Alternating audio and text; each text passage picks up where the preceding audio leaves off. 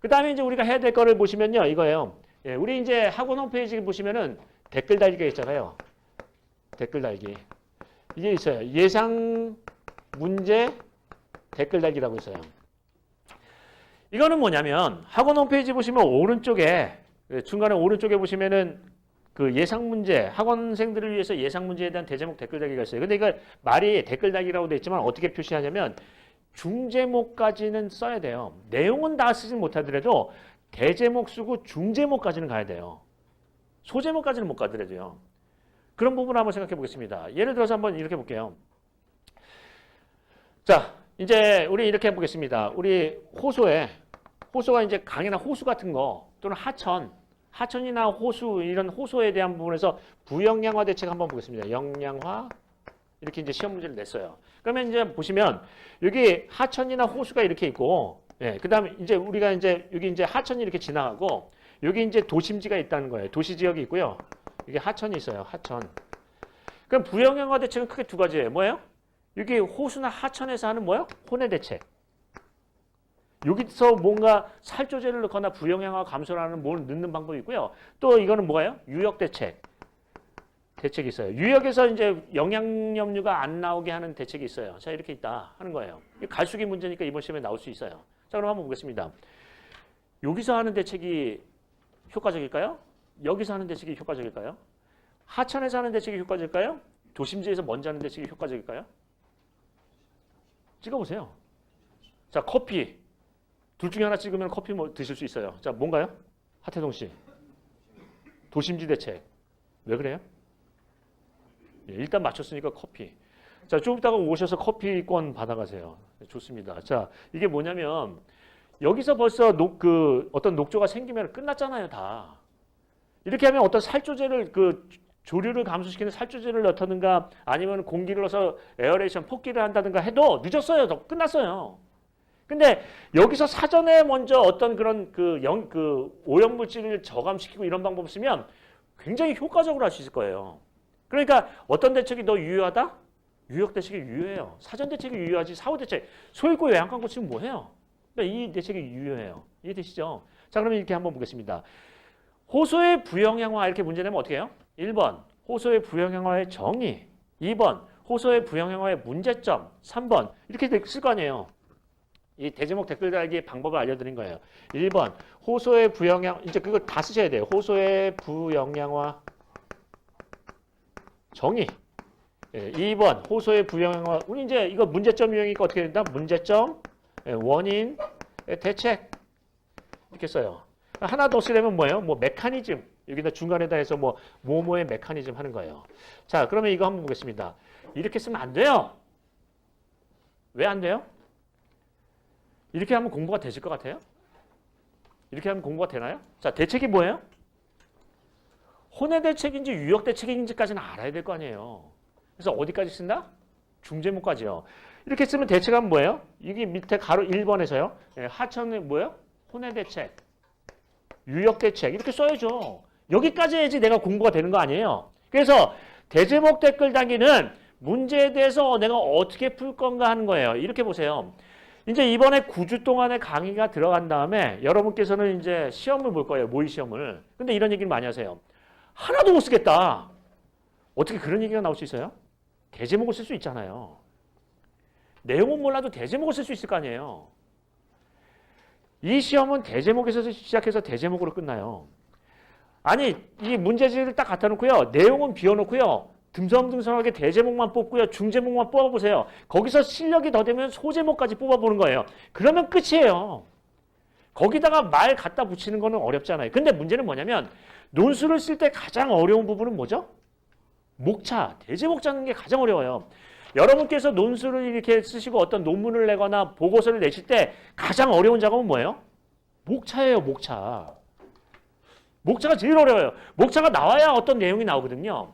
그러면 우리가 이제 이런 얘기를 많이 하세요. 왜 이거를 학원 홈페이지에다 갖다 놓고 이걸 연습을 하시느냐 하면은 답안을 못 쓴다라는 얘기를 하시니까 하는 얘기예요.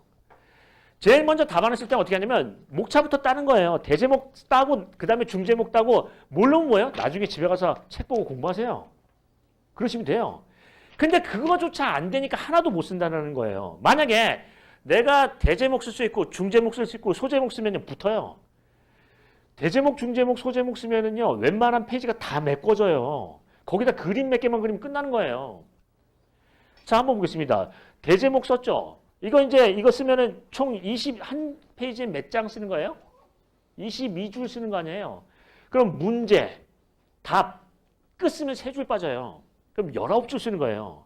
19줄 쓰는데 이거 5개 써야 되거든요. 대제목을요. 그러면 몇 줄 빠져요? 5줄 빠지니까 14줄만 남는 거예요. 근데 각각의 2줄씩 중제목이 붙잖아요. 그러면은 10줄이 또 빠져요. 그럼 뭐예요? 4줄만 채우면 돼요. 이해되세요? 대제목, 중제목만 쓰고 소제목까지 들어가면 다 쓴 거예요. 그래서 대제목 댓글 달기를 하라는 거예요. 제가 그렇게 귀찮게 하고 자꾸 대제목 댓글 달기 하라는 얘기가 이런 얘기를 하시잖아요. 무엇을 쓸지 모르겠다. 아니 대제목도 못 쓰세요? 대제목을 쓰는 연습을 하시면은 반 이상은 채워요. 기본적으로. 그게 안 되니까 못 되는 거예요. 아, 혼외대책, 이거 모르겠다. 그러면 어떻게 해요? 적극적 대책, 소극적 대책, 사전 대책, 사후 대책 쓰면 될 거 아니에요. 그래서 비슷한 얘기를 여기에 맞는 얘기를 할 거 아니에요. 만약에 사전 대책, 사후 대책을 했다 하면 예를 들어서 한번 보겠습니다. 예, 부영양화 생기면은 똥물이죠. 인과 뭐 질소 이런 것들이 생겨가지고 하는 거예요. 그러면 축산 폐수 같은 게 그런 게 많거든요. 그러면은 자 축산 폐수를 뭐 분리 배출하고 그거를 제거하는 거는 사전 대책이 사후 대책이에요? 사전 대책이겠네요. 그런 얘기 쓰는 거예요. 살조제를 도포하고 거기서 어떤 펜스를 치고 이런 건 사후 대책이에요? 사전 대책이에요? 사후 대책이겠네요. 그러면 이런 것들을 분류를 하고 어떤 대제목을 잡을 수 있으면 끝난 거예요. 기본적으로 모든 기본이 끝난 거예요. 그리고 한번 생각해 보겠습니다. 그 줄을 다 열거를 하면요. 뭐예요? 한 페이지 4줄도 안 써요. 메꿀 거는. 거기다 모식도 그래프 하나 4줄짜리 딱 하면요. 끝이라니까요. 쓸 게 없어요. 그러면 제 앞에서 이런 얘기 안 하십니다. 내용을 도대체 못 쓰겠네요. 그러면 제가 뭐라고 바로 공격해요? 대제목 댓글 달기 하시나요? 하면 뭐예요? 안 해요. 안 했대요. 왜 그런 게 나올 수 있죠? 대제목 댓글 달기 몇 분 하시나요? 하루에? 제가 그렇게 주구장창 하루에 2문제씩 올리는데 몇 분 하세요? 3분, 2분 하시네요. 대부분 안 하시잖아요. 이거 문제 아닌가요? 저는 뭐 할 일이 없어가지고 거기다 그 문제도 굉장히 고민을 해서 내요. 어떤 분은 이런 얘기 하더라고요. 대제목 댓글 달기 좀 저 출근하기 전에 6시까지 내달라. 6시까지 내주니까 안 올리더라고요. 제가 그리고 고민을 하고 올리는 거예요. 고민을 하고. 그러면 한번 생각해 보겠습니다. 여러분께서는 지금 당장 해야 될 거는 평일날 대제목 댓글 달기 해보세요. 근데 대제목 댓글 달기를 어떻게 하냐면 댓글 달기를 어떻게 하냐면 대제목 쓰고 중제목까지는 쓰셔야 돼요. 즉 이 밑에 또 붙잖아요. 이 밑에 뭐가 붙잖아요. 문제도 뭐 구조적 문제, 비구조적 문제, 직접적 문제, 간접적 문제 이런 거 붙을 거 아니에요. 거기까지는 써보시는 거예요. 물론 뭐 혼외대책, 유역대책 한 다음에 그 밑에까지 소제목까지 쓴다 하면 그건 끝난 거예요. 소제목까지 들어가면은 다 쓸 수 있는 거예요. 근데 우리는 중제목까지는 써야 돼요. 중제목까지 된다는 건 분류는 된다는 얘기예요. 되시나요? 근데 다 어떻게 써요? 쓰는 분이 요것만 쓰는 거예요. 문제 원인 대책. 이런 건 저도 써요. 바보도 쓴다고요. 문제가 뭔데요? 문제 2가지가 뭐예요? 그런 얘기 써줘야 될 거 아니에요. 대책 2가지가 뭐예요? 비슷한 얘기 써야 될 거 아니에요. 그래서 어디까지 쓴다? 중제목. 그 다음에 2번째. 이거를 대제목을 이렇게 잡을 때 한번 보겠습니다. 호소의 부영향과 메커니즘 이렇게 썼다고 하겠습니다. 이거 틀렸어요.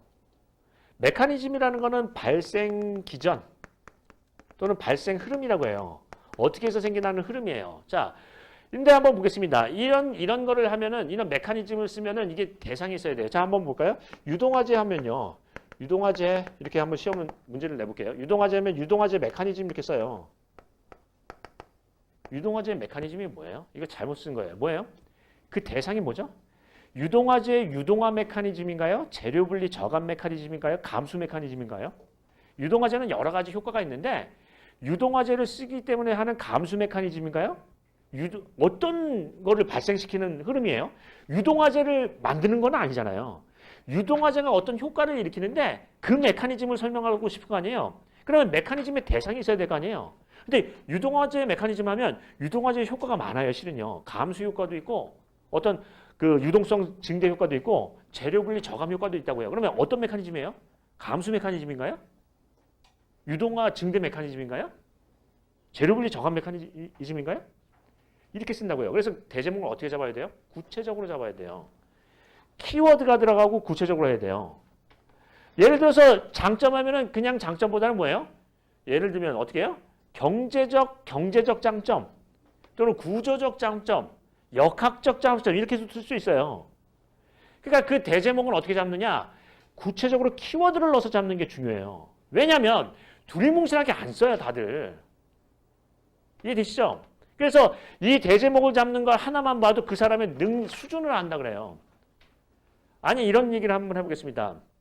이건 다른 얘기지만 사람한테 등급을 나타내는 단어가 두 가지가 있어요. 하나는 품이고 하나는 격이에요. 그래서 우리가 인품 또는 인격이라고 얘기하는데 이게 무슨 얘기냐면 사람한테 등급을 매길 수가 없잖아요. 이 사람이 상급이에요, 중급이에요, 하급이에요? 원래 등급을 매기는 거는 있을 수 없는 일이에요. 근데 등급을 매기는 단어가 있어요.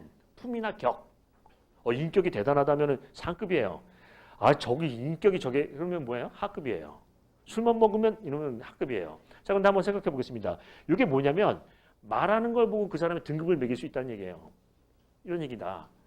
우리가 이제 조금 이거를 우리 그 강의하는 내용에다 보시면 대제목을 잡으면 그 사람의 답안의 등급을 매길 수 있어요. 대제목 하나로요. 라고 채점자들이 얘기를 해요.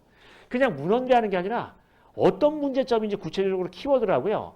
대책도 구조적인 대책인지 비구조적 대책인지 어떤 대책인지 그 키워드가 들어가면 아는 것 같아요. 구체적으로요.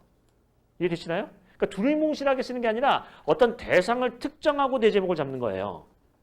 자, 예를 들어서 특징하면 그냥 특징이 아니라 역학적 특징, 구조적 특징, 물리화학적 특징 이런 식으로 가는 거예요. 그래서 대제목은 어떻게 잡으신다? 키워드를 넣어서 구체적으로 해요. 그 대상을 특정하는 거예요. 즉 이렇게 절대 안 잡으세요. 앞으로. 유동화제의 메커니즘. 아니 유동화제의 메커니즘이 말이 된다고 보세요? 유동화제의 어떤 메커니즘이라고 불러주셔야죠. 감수 메커니즘인가요? 무슨 메커니즘인가요? 대부분 다 이렇게 쓰세요. 예, 메커니즘 하면요.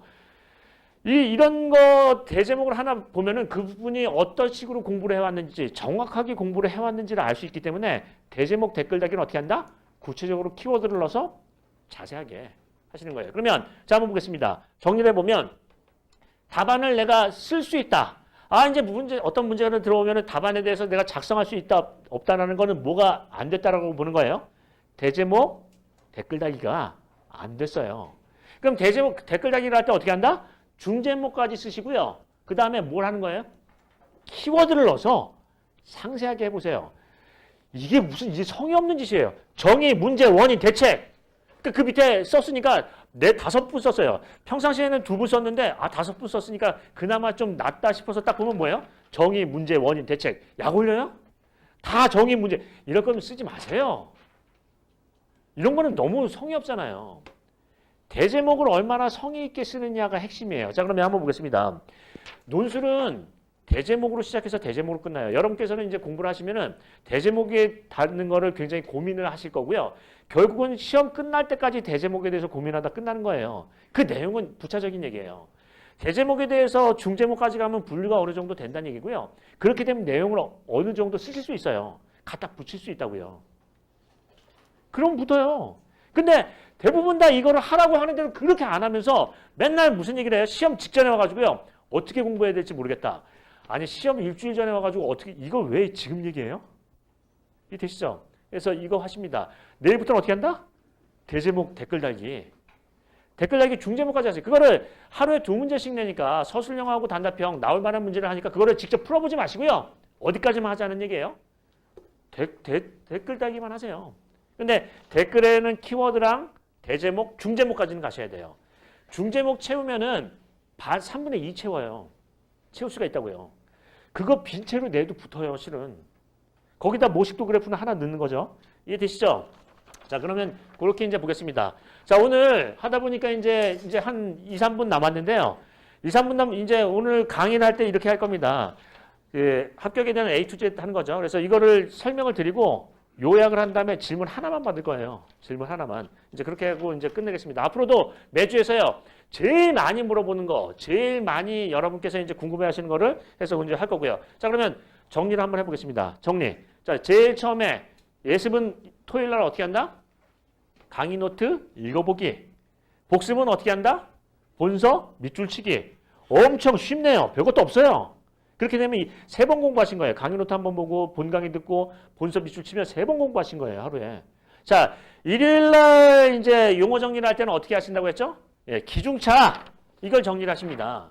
제가 그때 얘기를 할 거예요. 기본 아이템은 이거 나와야 돼요. 중요 아이템은 이거 나와야 돼요. 이 두 가지 정도는 쓰셔야지 붙을 수 있지. 이 두 개 빠지면 안 붙어요.